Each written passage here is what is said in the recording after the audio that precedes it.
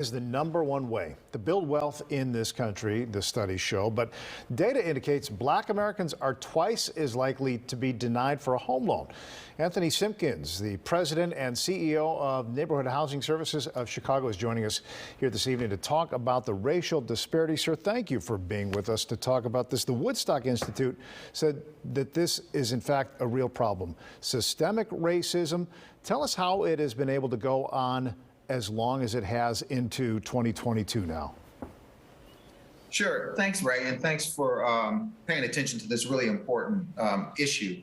You know, really, this goes back to the very beginning of the way we buy houses today, starting back right after World War II, right after the Depression. The Federal Housing Administration was created to allow people to be able to get 30-year mortgages and buy homes. This vastly expanded home ownership in the United States. Upwards of 70% of Americans now own their own home. But at the same time, they also instituted redlining, which basically meant that areas that had concentrations of specifically African Americans, but other minorities, were not allowed to get the kind of mortgage insurance that the government was offering. This has locked people of color, and the most affected demographic has been African Americans, really out of the home ownership market. And you'll see that the home ownership rate for African Americans and Latinos is much less than it is for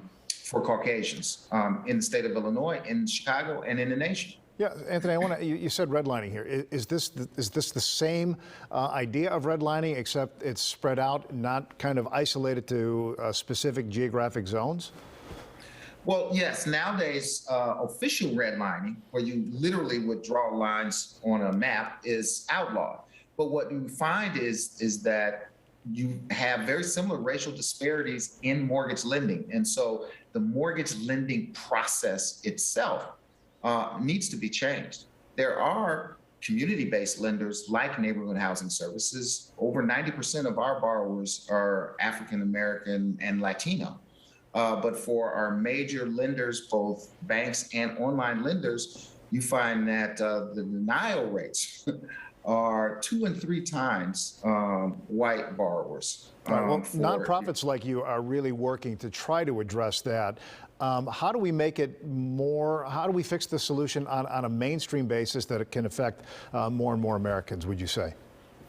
Well, you know, Neighborhood Housing Services, the Woodstock Institute, we are actually working with lenders and other members of the industry to do exactly that, to come together and try and determine what are the causes of these kinds of racial disparities in the mortgage lending process, and then figure out how do we eliminate those barriers. So we're working with members of the industry, and in the meantime, supporting community-based lenders like Neighborhood Housing Services, like the Resurrection Project, is also important to make sure that we can help balance those inequities. In the final seconds we have left, Anthony, how can people connect with you to get some meaningful help that could hopefully result in home ownership? Sure, absolutely. Neighborhood Housing Services can be reached by phone at 773-329-4111. And you can also reach us on the web at nhschicago.org. We provide lending, we provide homeownership education, we provide financial counseling, all kinds of services to help people on the road to homeownership. Anthony Simpkins at the Neighborhood Housing Services of Chicago. Glad that you could join us today. Thank you very much. Thanks a lot. All right.